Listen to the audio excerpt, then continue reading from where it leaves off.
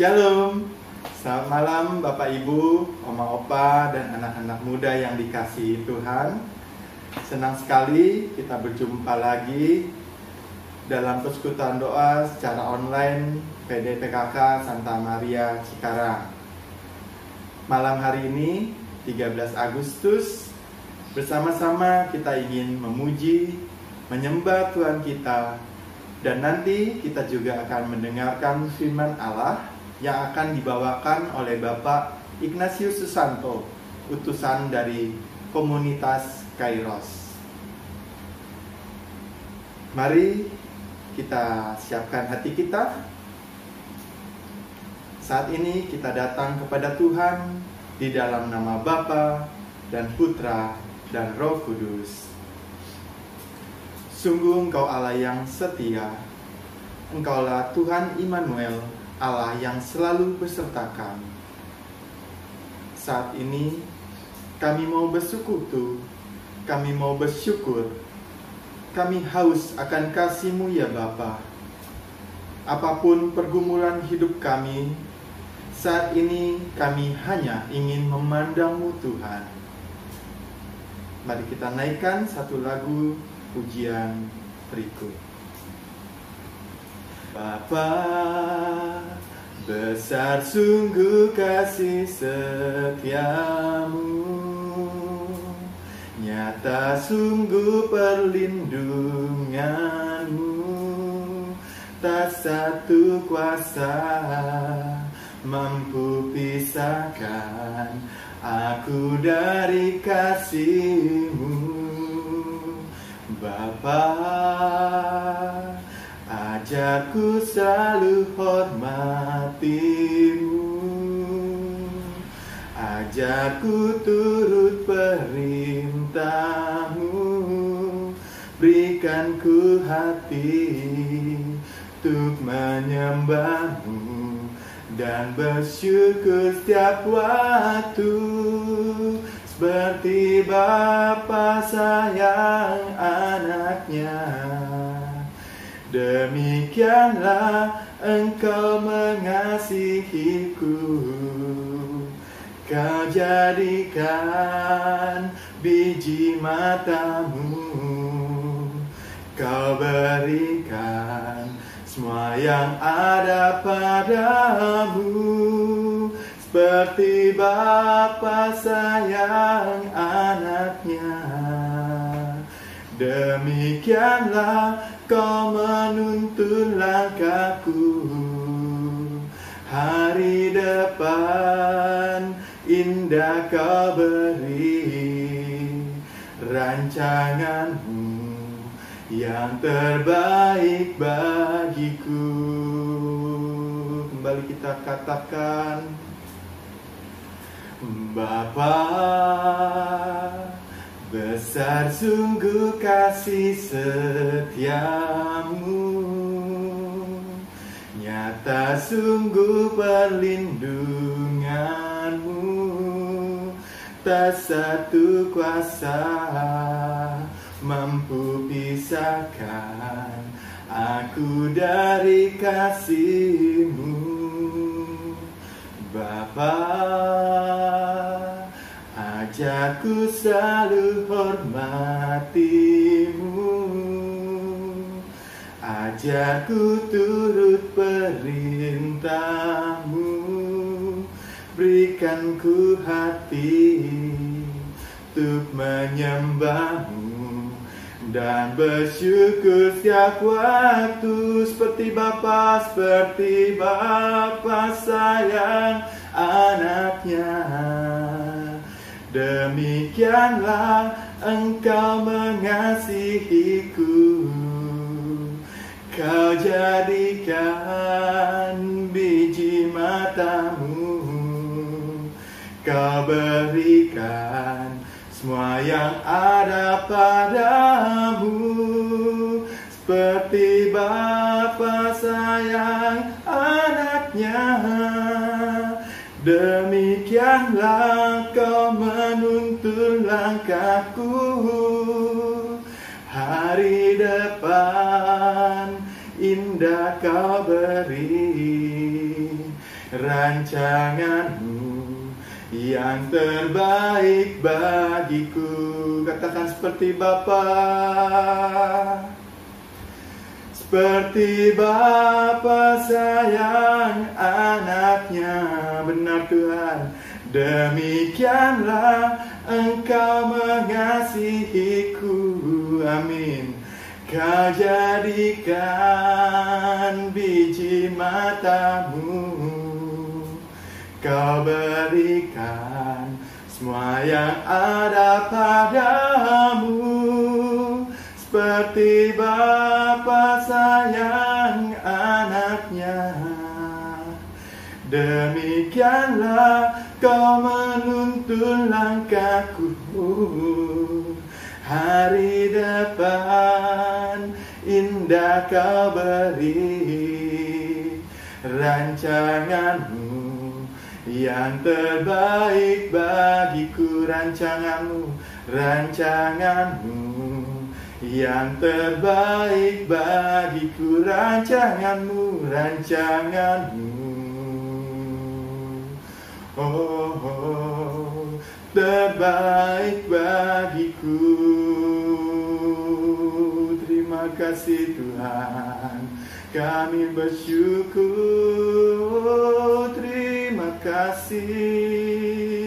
Terima kasih Bapa, kami bersyukur. Terima kasih Yesus, oh, kami bersyukur. Terima kasih Tuhan, Kau tak pernah tinggalkan kami. Thank you Lord, kami bersyukur.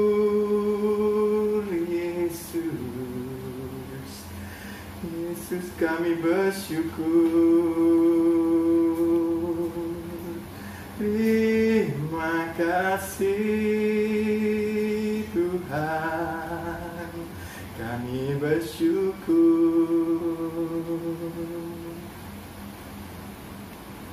Ya Bapa, walaupun ada banyak hal kami rasakan hari-hari ini begitu berat, tetapi kami tetap bersyukur.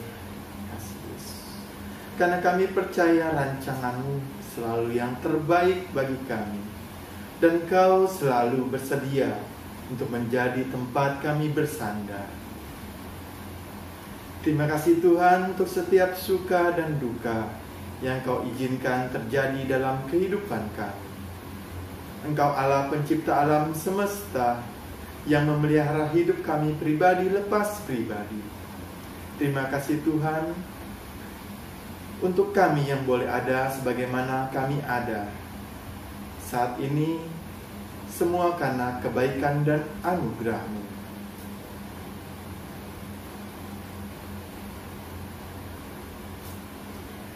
Mari rasakan kasih Tuhan dimanapun kita berada. Tuhan Yesus selalu bersama kita. Bahkan di saat musibah pandemik ini, Tuhan menyertai kita dan hendak menyatakan kasih setia-Nya. Mari bersama-sama kita menyembah-Mu di dalam roh dan kebenaran. Kasih setia-Mu yang kurasakan lebih tinggi dari langit biru. Kebaikan-Mu yang telah Kau nyatakan lebih dalam dari lautan. Berkat-Mu yang telah ku terima sempat membuatku terpesona. Apa yang tak pernah ku pikirkan, itu yang Kau sediakan bagiku. Siapakah aku ini Tuhan? Jadi biji mata-Mu. Dengan apakah ku balas Tuhan selain puji dan sembah Kau. Siapakah aku ini Tuhan, jadi biji mata-Mu. Dengan apakah ku balas Tuhan, selain puji dan sembah Kau. Mari bersama-sama kita ingin lebih dalam lagi. Kasih setia-Mu yang ku rasakan lebih tinggi dari langit biru. Kebaikan-Mu yang telah Kau nyatakan lebih dalam dari lautan. Berkat-Mu yang telah ku terima sempat membuatku terpesona. Apa yang tak pernah ku pikirkan, itu yang Kau sediakan bagiku. Siapakah aku ini Tuhan, jadi biji mata-Mu. Dengan apakah ku balas Tuhan, selain puji dan sembah Kau. Siapakah aku ini Tuhan, jadi biji mata-Mu.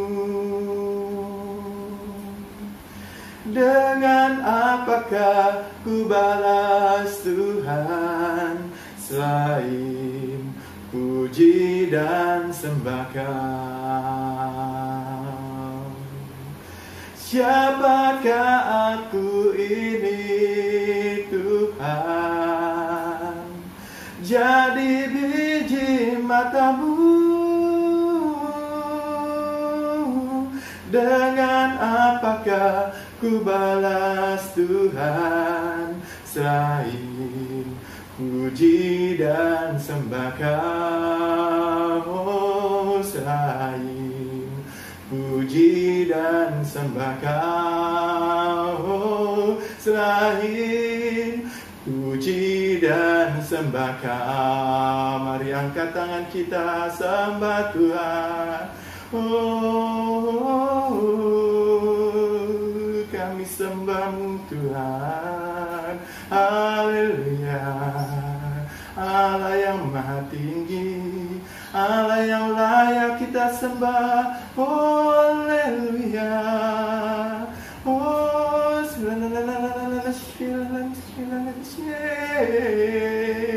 Oh, Tuhan, Kau kami sembah. Allah yang kudus, Allah yang mulia, ditinggikanlah nama-Mu Tuhan, kami sembah.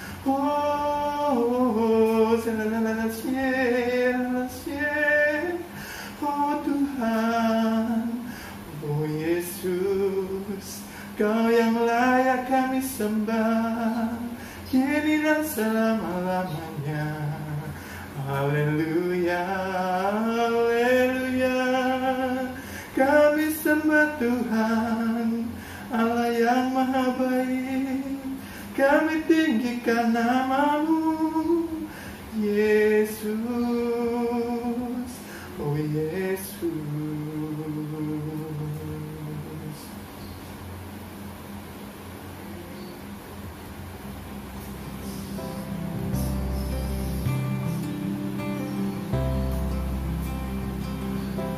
Kemuliaan kepada Bapa dan Putra dan Roh Kudus, seperti pada permulaan, sekarang, selalu dan sepanjang segala masa.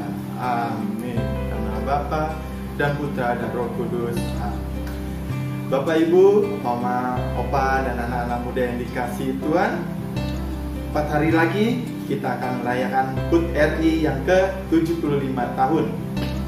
Mari bersama-sama kita isi kemerdekaan Indonesia tahun ini dengan menjaga kesehatan dan tetap semangat. Bravo Indonesia, merdeka!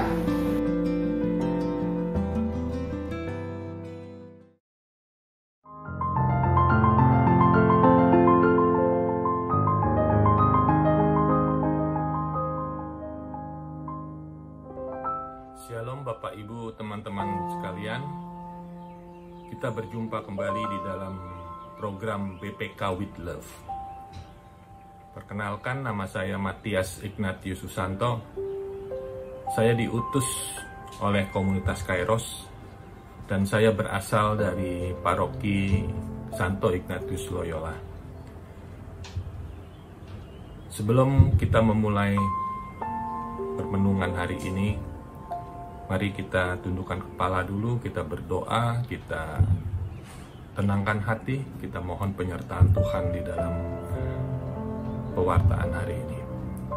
Dalam nama Bapa, Putra, dan Roh Kudus. Amin.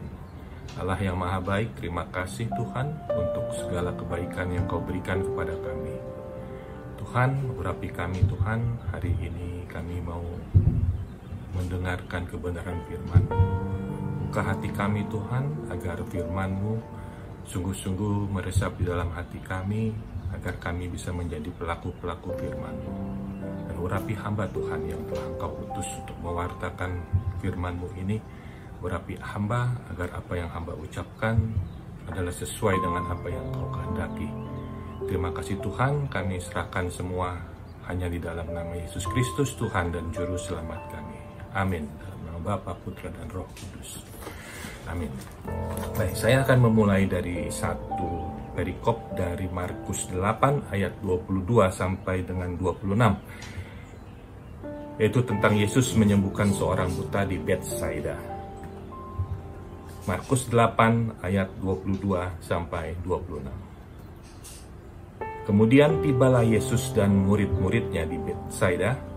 Di situ orang membawa kepada Yesus seorang buta, dan mereka memohon kepadanya supaya ia menjamah diri.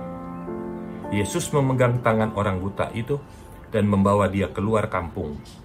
Lalu ia meludahi mata orang itu dan meletakkan tangannya atasnya dan berkata, "Sudahkah kau lihat sesuatu?" Orang itu memandang ke depan lalu berkata, "Aku melihat orang, sebab melihat mereka berjalan-jalan, tetapi tampaknya seperti pohon-pohon." Yesus meletakkan lagi tangannya pada mata orang itu, maka orang itu sungguh-sungguh melihat dan telah sembuh, sehingga ia dapat melihat segala sesuatu dengan jelas. Sesudah itu, Yesus menyuruh dia pulang ke rumahnya dan berkata, "Jangan masuk kampung." Membaca perikop ini, saya sungguh teringat ketika pertama kali saya mengenal Yesus, ketika Yesus menjamah saya. Saya seperti si orang buta ini, yang ketika saya berjumpa dengan Yesus, saya bisa melihat suatu kebenaran yang berbeda dengan apa yang selama itu saya percaya, apa yang saya jalani. Ada suatu perubahan dari cara berpikir saya, bahwa ternyata apa yang saya lakukan itu salah. Disitulah pertobatan saya terjadi. Tetapi di dalam perjalanan pertobatan saya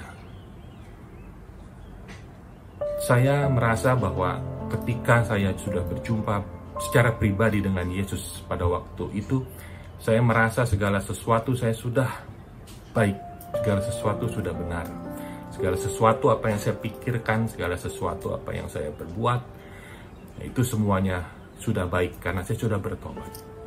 Hal ini juga banyak terjadi pada teman-teman kita yang ketika bertobat begitu mengalami perubahan hidup, mengalami perubahan cara berpikirnya, dan banyak juga yang merasa bahwa segala sesuatu sudah betul. Apa yang saya ucapkan, saya lakukan semuanya sudah betul.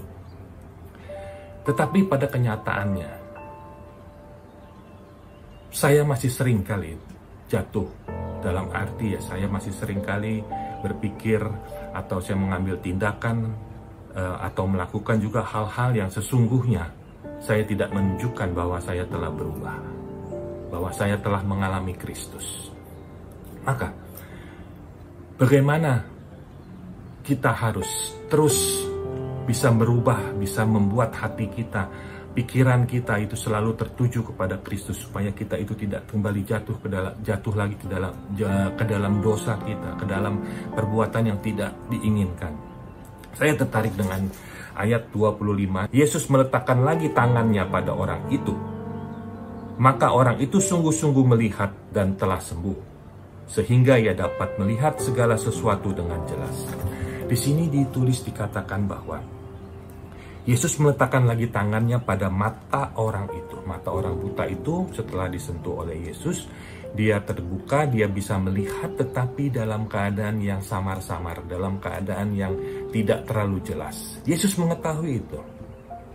Maka Yesus kembali menjamah orang itu. Dia meletakkan lagi tangannya pada mata orang itu, sehingga orang itu sungguh-sungguh bisa melihat. Nah, ini yang harus kita lakukan, dan apa yang saya lakukan ketika saya merasa bahwa saya sudah melihat semua kebenaran firman Tuhan, bahwa saya sudah melihat apa yang Tuhan inginkan saya lakukan, tetapi ternyata saya masih melihatnya dengan cara yang samar-samar, cara yang belum sepenuhnya jelas.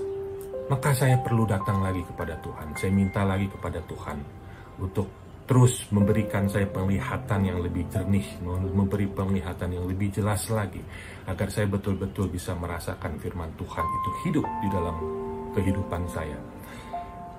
Di dalam satu perumpamaan yang Yesus ceritakan mengenai benih yang tumbuh di beberapa tempat, di situ dikatakan bahwa benih ini yang kita ibaratkan sebagai firman Tuhan.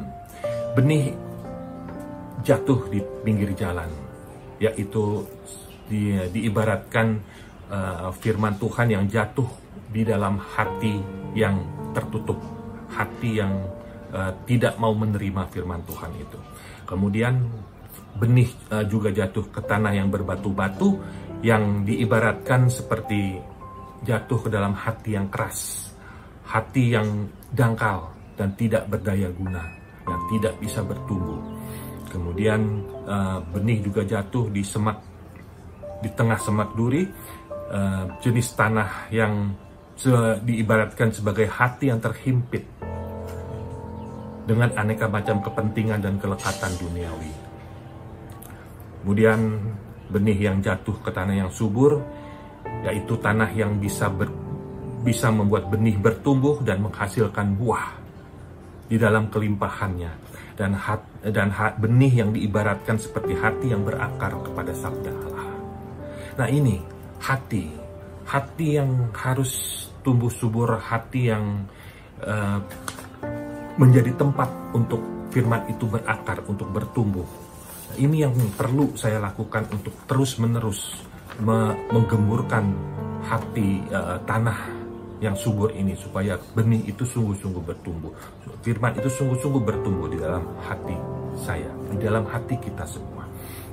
Sirak 17 ayat 16 di sini dikatakan, lidah, mata, dan telinga dibentuknya, dan manusia diberinya hati untuk berpikir. Tuhan mau mengingatkan bahwa kita mempunyai lidah, yaitu perasa, mata untuk melihat, dan telinga untuk mendengar. Tetapi manusia, kita semua diberinya hati untuk berpikir. Jadi hendaknya segala apa yang kita rasa, apa yang kita lihat, dan apa yang kita dengar, itu tidak serta-merta kita terima begitu saja. Dan kita juga harus melihat, kita harus merenungkannya dalam hati kita. Apakah semua itu sungguh-sungguh berkenan? Jadi bukan cuma karena keinginan hatiku, aku mau melakukan, karena aku merasakan ini baik, karena aku melihat ini indah, ini bagus, Kemudian juga saya mendengar segala sesuatu yang kelihatannya, kedengarannya itu enak. Nah, jadi manusia diberikan hati oleh Tuhan, dan hati inilah tempat firman Tuhan ini bertumbuh. Nah, bagaimana kita mempunyai hati yang subur? Juga ada dikatakan kita harus berwaspada. Di dalam Sirach 21 ayat 26 ditulis, hati orang bodoh ada di dalam mulutnya, tetapi mulut para bijaksana ialah hatinya. Artinya, hati-hati dengan ucapan kita.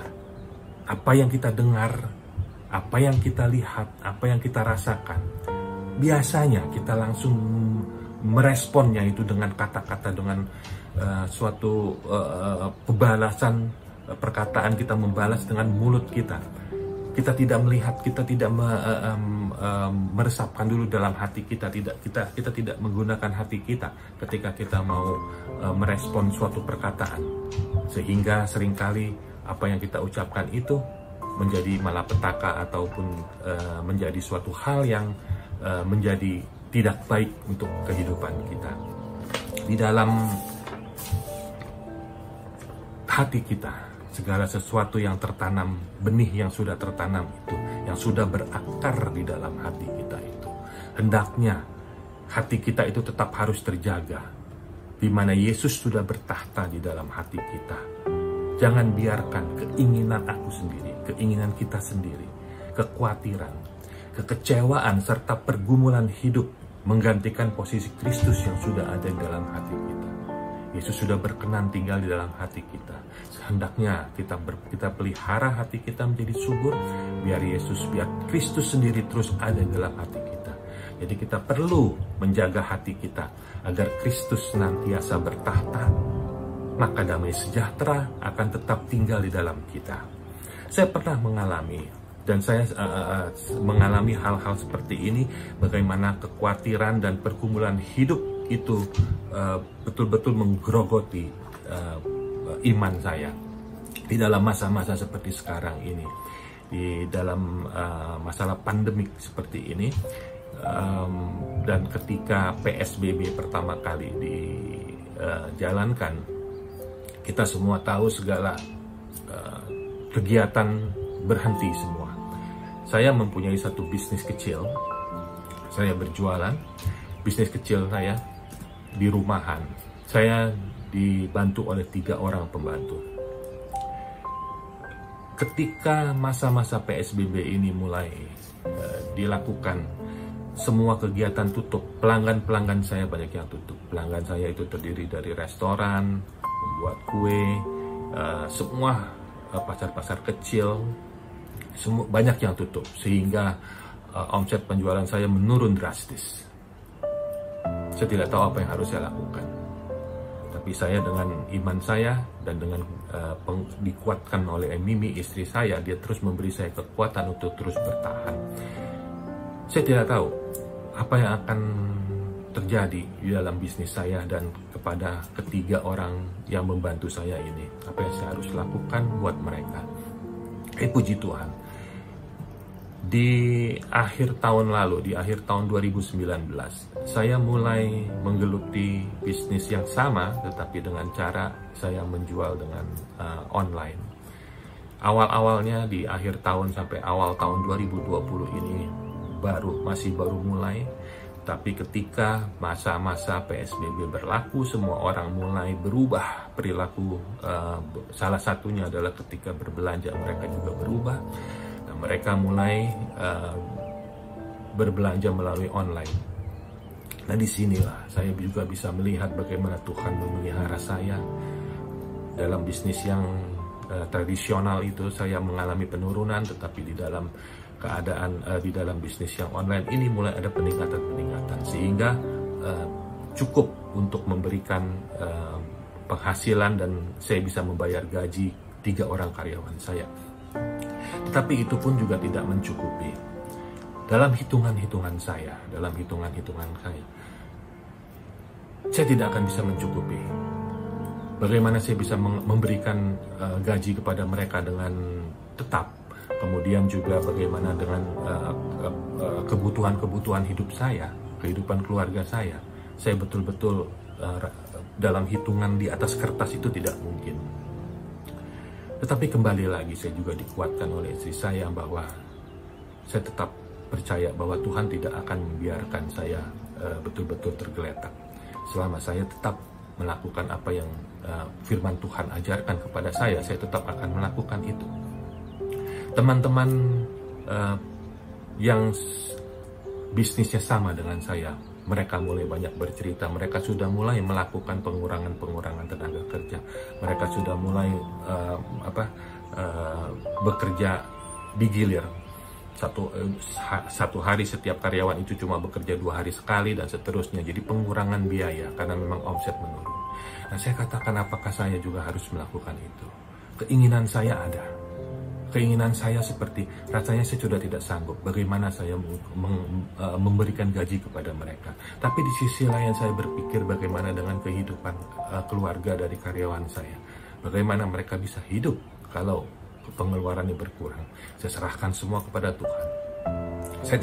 Saya tidak mau melakukan itu, tapi saya tidak tahu lagi apa yang harus saya lakukan. Tapi saya lakukan terus. Saya mengikuti setiap hari dengan keadaan yang sama seperti sebelumnya, dengan harapan semuanya bisa berjalan dengan lebih baik. Maka ketika Lebaran, tiba hari Lebaran, ada satu orang karyawan saya, dia mau pulang. Nah, di situ terpikir oleh saya, dia pulang, apakah dia bisa balik lagi ke sini, gitu kan? Ini kesempatan juga nih. Kalau dia pulang dan dia tidak kembali lagi, sehingga saya kan ada mengurangi satu orang karyawan tanpa perlu saya PHK gitu, karena keadaan yang membuat seperti itu. Jadi saya berpikir oke lah, dia mau pulang, bisa pulang, ya sudah. Dalam sebersit pikiran saya ada seperti itu. Ada satu kelegaan, sedikit beban saya berkurang. Dia pulang sesudah Lebaran, dia janjikan 1 minggu sudah Lebaran dia kembali lagi bekerja, tapi ternyata 1 minggu, 2 minggu dia tidak kembali. Saya tidak mencari dia, saya anggap dia mau mengundurkan diri. Tetapi dalam minggu ketiga, minggu keempat, dia menelpon saya. Dia mengatakan bahwa saya boleh nggak berangkat lagi ke Jakarta. Saya dihadapkan pada satu dilema. Di satu sisi saya merasa segala persoalan itu sudah saya bisa atasi dengan pengurangan tenaga kerja, tapi di satu sisi ketika orang itu mengatakan seperti itu, hati saya tergerak. Apa yang harus saya lakukan? Tapi dalam cuma sekitar 5-10 detik saya menjawab sama dia, ya berangkatlah kamu. Saya katakan itu. Artinya saya harus kembali menanggung gaji lagi dengan 3 orang karyawan. Saya terima. Tapi ketika saya mengucapkan itu, saya merasakan satu hal yang sukacita buat saya, bahwa saya telah melakukan sesuatu yang baik. Saya melakukan sesuatu yang benar. Saya tidak tahu bagaimana nanti, tapi apa yang saya imani adalah bahwa saya melakukan suatu hal yang benar. Dia datang dan puji Tuhan, sampai hari ini segala sesuatu masih Tuhan penuhi. Saya masih tetap bisa memberikan gaji yang cukup, yang tidak saya kurangi sepeser pun dari mereka. Dan saya juga masih bisa mendapatkan penghasilan untuk kehidupan saya. Bisnis saya masih berjalan walaupun tidak kembali seperti semula, tapi masih semua berjalan dengan baik. Dan saya penuh dengan sukacita dalam hal ini. Dan saya yakin karena saya menjalankan apa yang Tuhan inginkan, saya tetap biar firman itu terus tumbuh di dalam hati saya, walaupun himpitan dari kekhawatiran daripada pergumulan hidup itu terus menghimpit saya. Tapi saya percaya Tuhan pasti terus akan menjaga saya. Damai sejahtera Tuhan akan selalu menyertai saya. Rasul Paulus kepada umat di Filipi mengatakan, Filipi 4 ayat 7, damai sejahtera Allah yang melampaui segala akal akan memelihara hati dan pikiranmu dalam Kristus Yesus. Ketika hati dan pikiran kita tercurah kepada Kristus, kepada Yesus, saya percaya damai sejahtera Allah itu akan terus memelihara hati dan pikiran kita. Di luar akal kita, di luar akal budi kita, hitung-hitungan tidak masuk akal, tetapi saya percaya segala sesuatu tidak ada yang mustahil bagi Tuhan. Maka di dalam Yohanes 14 ayat 27, Yesus sendiri mengatakan bahwa damai sejahtera ku tinggalkan bagimu, damai sejahtera ku berikan kepadamu. Saya mengimani itu. Saya percaya Tuhan Yesus memberikan damai sukacita kepada kita semua, kepada saya, kepada keluarga saya. Kita biarkan Kristus terus merajai dalam hati kita, biarkan hati kita itu gembur, biarkan hati kita itu subur untuk firman itu bisa tumbuh. Kita tidak akan terhimpit dengan keadaan dunia yang betul-betul pada saat ini begitu mengkhawatirkan banyak orang. Saya percaya dengan kita terus beriman, dengan terus kita menjaga firman Tuhan, dan biarkan Kristus terus ada di dalam hati kita. Disitulah damai sukacita yang sesungguhnya akan terjadi di dalam kehidupan kita saat ini. Terima kasih. Mari kita tundukkan kepala sebelum kita mengakhiri permenungan hari ini. Tuhan, terima kasih untuk hari ini. Terima kasih untuk apa yang telah Engkau berikan kepada kami semua, Tuhan. Firman-Mu sungguh menguatkan kami. Biarlah firman-Mu terus ada di dalam hati kami, terus menetap dalam hati kami. Biarlah Engkau meraja di dalam hati kami, sehingga hati pikiran kami hanya tercurah kepadamu, Tuhan. Terima kasih Tuhan, biarlah kami semakin menjadi pelaku-pelaku firman-Mu yang setia, Tuhan. Terima kasih Tuhan, kami butuh bimbingan-Mu, butuh bimbingan Roh Kudus untuk terus menyertai kami dari hari ke hari menghadapi semua persoalan di dalam hidup kami ini. Terima kasih Tuhan, semua doa ini kami sampaikan hanya di dalam nama Yesus Kristus, Tuhan dan Juru Selamat kami yang hidup dan berkuasa, kini dan sepanjang segala masa. Amin. Dalam nama Bapa, Putra, dan Roh Kudus. Amin. Tuhan memberkati kita semua.